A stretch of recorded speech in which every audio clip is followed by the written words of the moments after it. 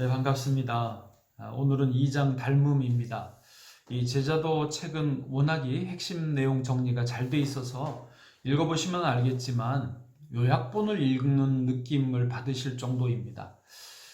그럼에도 이 영상을 만들어서 보내드리는 것은 그래도 짧은 시간에 중요한 내용만큼은 꼭 이해하고 가자라는 것이 중요한 목적입니다. 그러면 2장 시작합니다. 2장의 주제는 예수 그리스도를 닮음인 셈이고요. 급진적 제자로서 살아갈 때 이것은 필수적이다라고 보는 것이죠. 특별히 존 스토트 목사님이 90세 정도까지 사셨는데 그가 평생을 그리스도인으로 살아오면서 고민하고 묵상하고 기도하면서 나름대로 이 노년에 내린 결론 중에 하나가 예수 그리스도를 닮음이 가장 중요하더라라고 말하는 것입니다. 특별히 이 질문을 이렇게 시작합니다. 우리가 회심했다면 그 다음에 해야 할 일이 무엇인가 하는 것이고 그 대답이 바로 그리스도를 닮아가야 된다라는 것입니다. 이제 그리스도를 닮으라는 이 부르심에 대해서 책은 첫 번째 어떤 성경적 기초가 있는가를 살펴보고 두 번째 그러면 예수님의 어떤 면을 닮아라는 말이냐 그리고 세 번째 그렇게 닮으면 어떤 실제적인 결과들이 있느냐를 설명하고 있습니다. 자, 첫 번째입니다. 성경적 기초입니다. 그리스도를 닮으라는 말씀이 성경 어디에 있느냐를 확인하지요.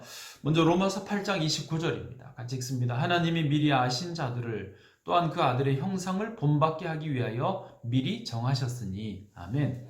에덴 동산에서 범죄한 인간은 하나님의 형상을 대부분 잃어버렸습니다. 그런데 하나님이 그리스도 안에서 그 형상을 다시 회복시켜 주십니다. 그러므로 우리가 그리스도를 닮는다는 것은 잃어버렸던 그 하나님의 형상을 회복하는 것이죠. 이것을 하나님이 예정해 놓으신 것입니다. 또 고린도후서 3장 18절 우리가 그와 같은 형상으로 변화하여 영광에서 영광에 이르니 곧 주의 영으로 말미암음이니라. 우리가 주님을 닮아가도록 성령님을 준비하신 것이죠. 세 번째 요한일서 3장 2절입니다. 우리가 장래에 그가 나타나시면 우리가 그와 같을 줄을 아는 것은 아멘. 우리가 마지막 날 주님 앞에 섰을 때 그리스도를 닮아 있을 것을 말합니다. 그래서 그때에 우리가 그리스도를 닮아가는 것에 완성이 되는 시점이 되는 거죠.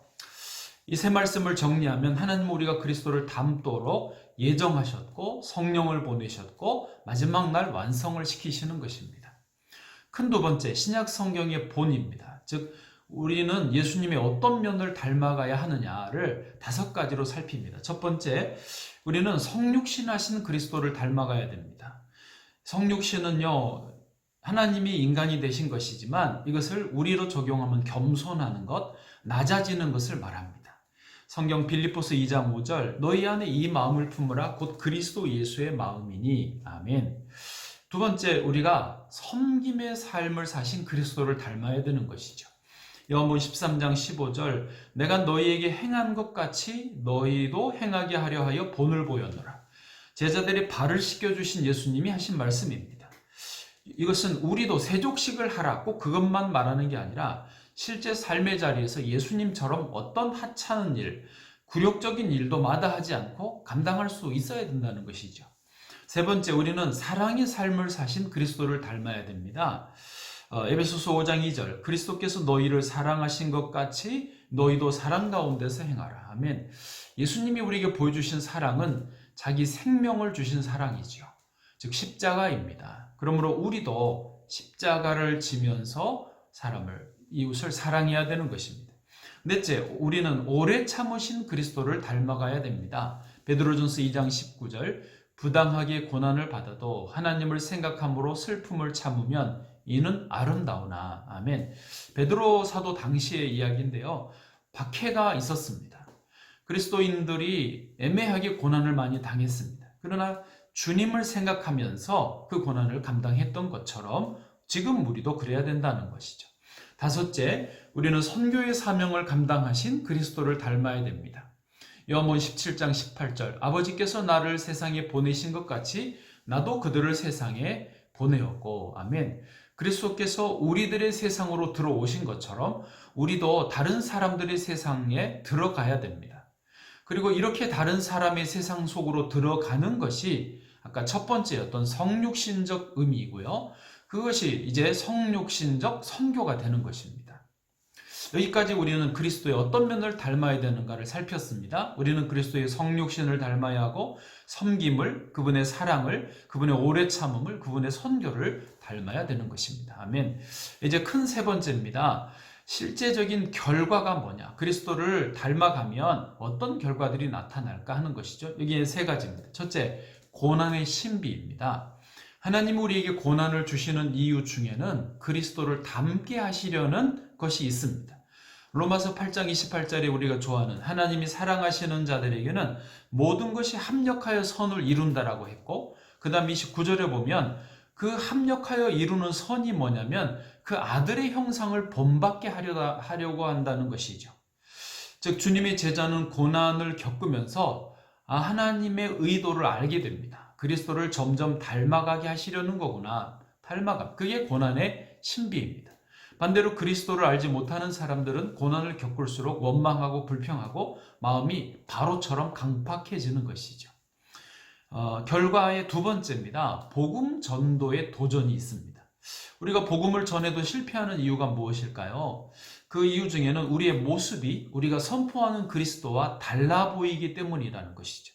존 폴톤이란 분이 말합니다. 가장 효과적인 선포는 자신이 말한 바를 그대로 구현해내는 사람들의 선포다. 그들은 곧 그들이 전하는 메시지다. 그리스도인들은 그들이 말하는 것과 같은 모습이 되어야 한다. 한 힌두교인 교수가 자기 제자 중에 그리스도인이 있는 것을 보고 이렇게 말했답니다. 그리스도인들이 예수 그리스도처럼 산다면 인도는 내일이면 너희 휘하에 있게 될 것이다. 참 의미심장한 말이죠. 같은 맥락으로 무슬림이었다가 목사가 된 이스칸다르 야디드는 모든 그리스도인이 그리스도인이라면 오늘날 이슬람은 없을 것이다 라고 말했습니다. 이제 그리스도를 닮은 결과 세 번째입니다. 성령의 내주입니다. 지금까지 그리스도를 닮아가는 것에 대해 이야기를 했는데 그런 일이 우리에게 가능할 수 있을까요? 즉 우리가 스스로 그리스도를 닮아갈 수 있을까요? 불가능합니다. 그래서 하나님은 이것이 가능케 되도록 성령을 보내주신 것입니다. 다시 말해서 하나님의 뜻은 우리가 그리스도를 닮아가는 것인데 방법을 예비해 놓으셨어요. 그것이 뭐다? 성령으로 충만하게 하는 것이 되는 것입니다. 예, 이제 바쁘게 왔지만 질문을 하면서 마칩니다. 나는 그리스도를 닮고 싶은가? 아니면 그리스도의 선물만 바라는가? 또 진정 그리스도를 닮고 싶다면 어느 정도 닮았는가? 감사합니다.